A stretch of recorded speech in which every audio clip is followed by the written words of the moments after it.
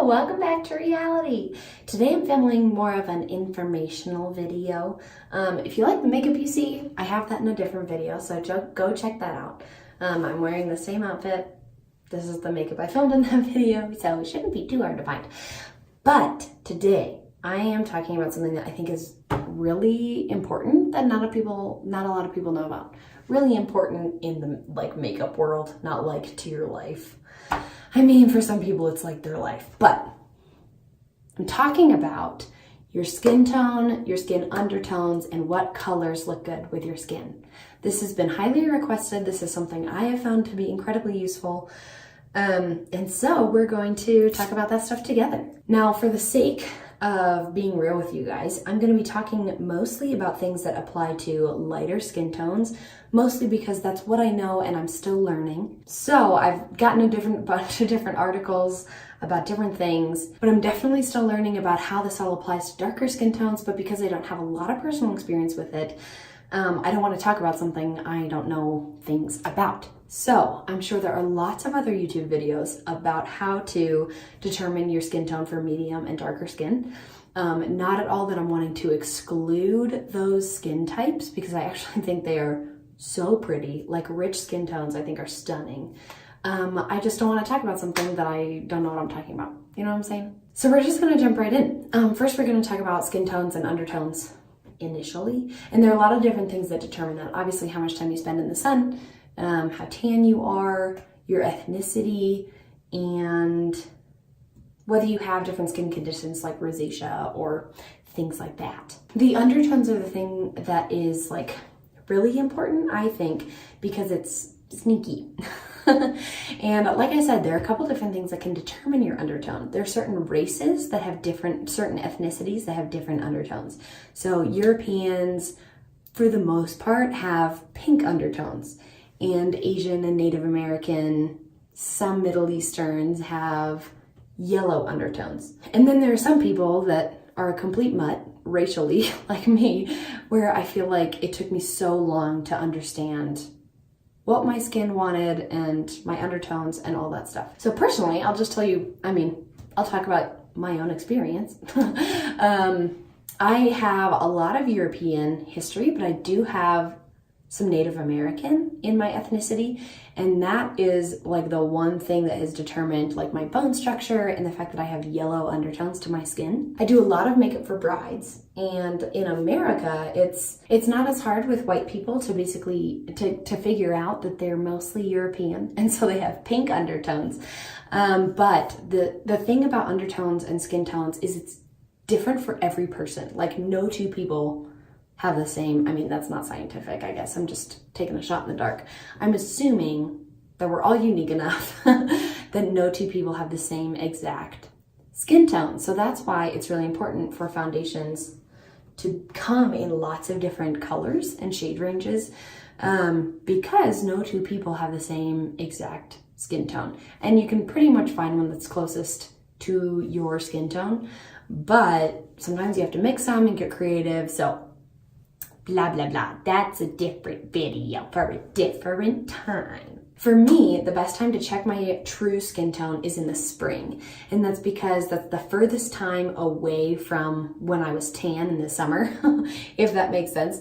So I'm able to see kind of the true, untouched by the sun skin color. Now, the easiest way to figure out what makeup is right for your skin is to go to Sephora and get color matched. Now, they have this little tool that looks like a child's thermometer, but they take a picture, not a sample, that would be terrifying. They take a picture of your forehead, your cheek, and I think your neck or your jawline, and it basically determines what like combination of colors is in your skin tone, and then it'll come up with a list of the makeup products that match that number, that like special number. If that's what you want to do, then you can stop watching this video and just go do that, and they can tell you all that information.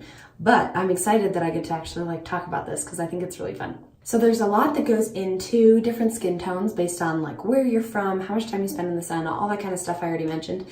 And there's a lot of science behind it too, like how much melanin is in your skin and different things like that.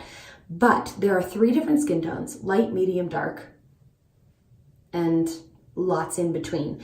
And then there are 3 different undertones for each of those, which are cool, neutral, and warm. So cool is like pinky and warm is like yellow. This says, this article I have, one of 4, says cool toned is red and pink with bluish hints. Warm is yellow, peachy, and golden. Neutral is olive or a balanced mix of the shades above. So it's basically like if you're not too pink or not too yellow, you're neutral. This article talks about the light, medium, and dark skin tones. So light or fair skin tones are historically derived from Northern European countries, which faced frequent snow or cloud coverage, and therefore did not need much melanin protection. Pale people are usually very sensitive to the sun and burn much easier than people with darker skin. So I have a few different African American friends that I've been able to talk about this with, and it's funny to talk about how they like don't need to wear sunscreen and they like never get sunburned. It's like, oh man, like that sounds awesome.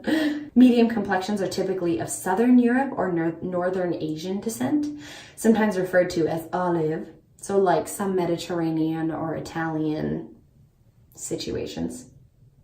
This skin tone is a neutral, well-balanced beige appearance and will make finding the right foundation shade much easier. If you determine that this is your skin tone, you probably tan well in the sun versus like just turning into a lobster. And then dark complexions typically originate from parts of the world that have the most exposure to ultraviolet radiation, so such as the Middle East, India, and Africa, so places close to the equator. As with those who have medium skin, you are not exempt from sun damage if you have this skin tone and are in fact more prone to hyperpigmentation, so hold on to that sunscreen. So it shows up in different ways for different ethnicities. So there are a few different ways to figure out kind of what your skin tone is. It's pretty easy to figure out your skin tone, racially, first of all, but also just like, it's pretty obvious that I don't have dark skin. And especially compared to other people, you can be like, oh yeah, you tan pretty easily and you are a darker skin tone. Even my little baby girl is already more tan than I am. So she maybe got more of something from my husband than I contributed because she's already got more of like this beautiful tan. We put sunscreen on her, okay, so don't freak out, but she just tans like beautifully and I'm like, fine. It's okay, it's fine. There are a couple different ways to determine your skin undertone, and I think that's a really crucial piece. So if you have the wrong undertone of your foundation or you're wearing kind of the wrong color for your skin tone, wrong color. I mean, all of this is based on, like, there's no makeup police, you know what I'm saying? So it's the things that are going to complement the best. But if you're wearing a color that doesn't quite match your undertone of foundation or a color of lipstick or eyeshadow that doesn't quite complement your skin tone, it can make you look washed out or dusty or like aging. There are just some things that it doesn't help with. Oh my goodness, I forgot to mention a really great place to swatch foundations to see if it's the right color for you is your jawline. So it blends up into your cheeks and down into your neck. And that's because your neck, like this underside, hardly sees the sun. And so if you're someone who likes to spend a lot of time or tans really easily or anything like that, this is going to be a more true skin tone for you than, like, let's say up here or like your cheeks, because that's been tainted by the sun. So if you want to have a foundation that matches your true skin tone and then bronze up certain areas, you want to pick like the lightest possible foundation for you. Even when I do makeup for brides, I suggest to them to get the foundation earlier in the process, even if they're going to get tan like over the summer, because your under eye stays light. There are just certain areas like around your mouth and nose that stay light here, and obviously under here. You want it to blend well into your neck.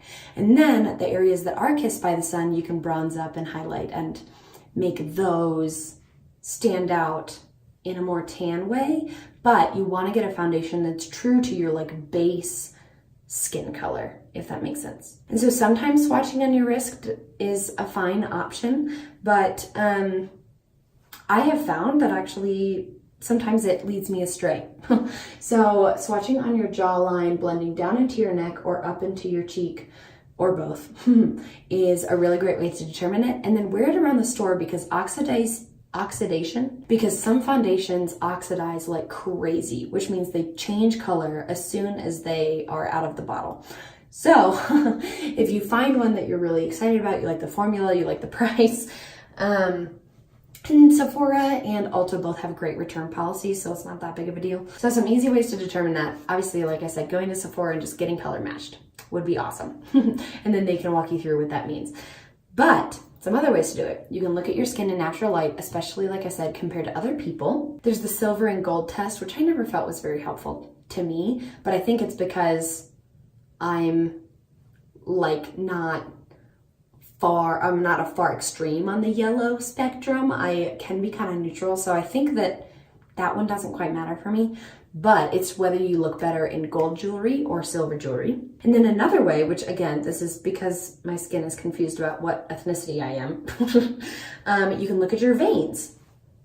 And if your veins appear like blue or purple, you have a cool undertone. If your veins look green or greenish blue, you have a warm undertone. And if you can't tell whether your veins are blue or green, then you're neutral.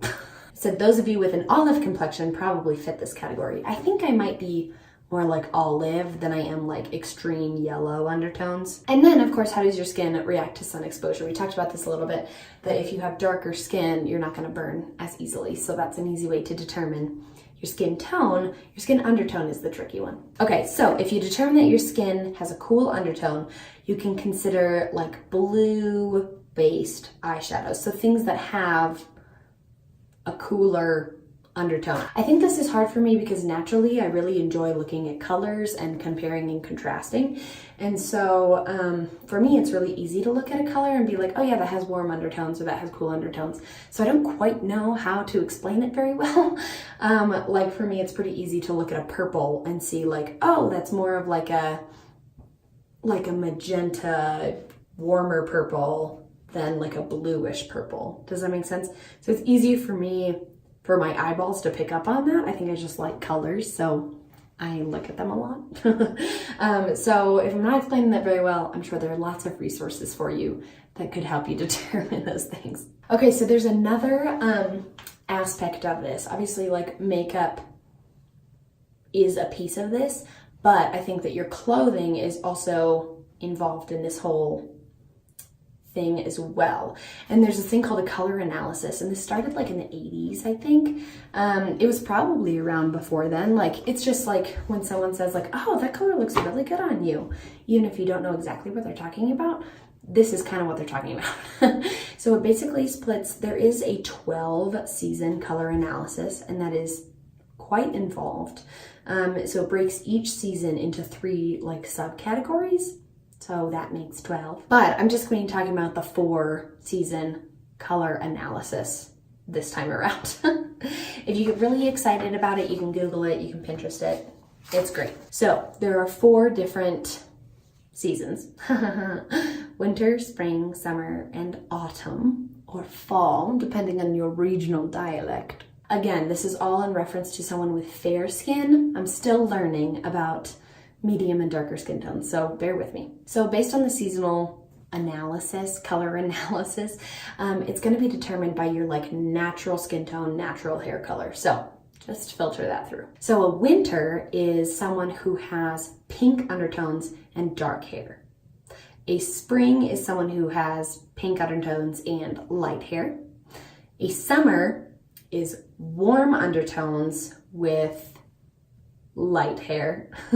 And an autumn is warm undertones with dark hair. So I'm an autumn, technically. And then, like I said, there are 3 subcategories for each season, and that is crazy to me. And I'm not going to go through each list of things because hopefully this helps you just gain enough of a start that you can Google it yourself, because there's a lot of details, and to be honest, I didn't come up with it, so somebody else could probably explain it better. So as an example, I am starting to explore wearing warmer colors. So especially in the summer, I can get more excited and more bold about different colors. But in an Ipsy bag a few months ago, I got an orange E lipstick. It is possible to have, like, you know, in the color wheel, like in 3rd grade when you learn about the color wheel, and you have cool colors, which are purple, blue, and green, and warm colors, which are red and yellow and orange. You know what I'm talking about? Well, it's possible, it's totally possible for each of those colors to have the opposite, like undertone. So it's possible to have a cool toned yellow. Okay, that's like a canary yellow, versus like a warm toned yellow is like a mustardy or like a gold. I hope that makes sense to you. Also, I just realized that my nails match my makeup and shirt situation, so hello winning. Also, Joe's asleep, which is like we're winning all over the place. Except I think I'm hungry, so I'll have to get a snack after this. Back to the color wheel. So it is possible for me to wear this blue, this navy blue. It is by Too Faced. And I fell in love with it because for some reason it just looked good on my skin, okay? And then there was a Sephora I was at and they were sold out or didn't carry this color or something like that. And I tried a Kat Von D blue and it looked so bad. It looked like the same color in the bottle, but it was totally different on my skin. This is another area where you have to be careful with like red lipstick. If you want to wear a red lipstick, you have got to make sure it's the right undertones or else it will make you look washed out and it will make your teeth look yellow. So, because I'm neutral, I haven't run into a ton of, I'm neutral with a little bit of yellow. I haven't run into a ton of problems, but I have seen on other women's situations that I'm like, oh my goodness, please let me fix your lipstick. And like I said, there are no makeup police. Essentially, you can do whatever you want, okay? Just know that. But if you're looking for colors to complement your skin tone and your eye color and things like that, these bits of information will be helpful to you. Another example, I was in a wedding last April for a good friend of mine, and she had everybody pick their own bridesmaid dresses. Thank goodness I found one at Forever 21 for $5. Yeah, not even kidding. I had to make some alterations, but it's okay because I was nursing at the time, and so I was able to alter it in a way that like totally fit exactly what I wanted. Anyway, she picked kind of like a light petal pink, which could have freaked me out. But thankfully, I'm so grateful I found a dress that had kind of, it was more on the warmer side, so it didn't wash me out, which was such a blessing. Because in pictures, you know, obviously you can put on blush, you can put on bronzer and things that do bring color to your face, but it will impact how your neck looks and things like that. I hope this has been helpful. Yeah, I hope this has been a resource to you and you feel confident in wearing fun spring and summer colors. I really appreciate the requests. I also actually really like talking about this, and it's really fun to help people feel confident and like, oh, I can wear this color and I actually look kind of great in it. Even if it's like a bold color for me, I know that it looks good with my skin tone. And so I hope that this emboldens you and bolsters you and gives you gusto. No, I don't know. But I think that's it. Again, if you want to see this makeup video, it's out there somewhere. I hope it comes up on the side thing. You know what I'm talking about? And I am hoping to do a video about wearing clothing types that enhance and complement your body type as opposed to just your skin tone. So I hope that video is coming up. I hope this is kind of a mini series about, yeah, just like bone structures and lifestyles and all sorts of things like that, but while keeping it real within like your budget and the things you feel comfortable with. So, okay, keep it real. I'm gonna go get a snack.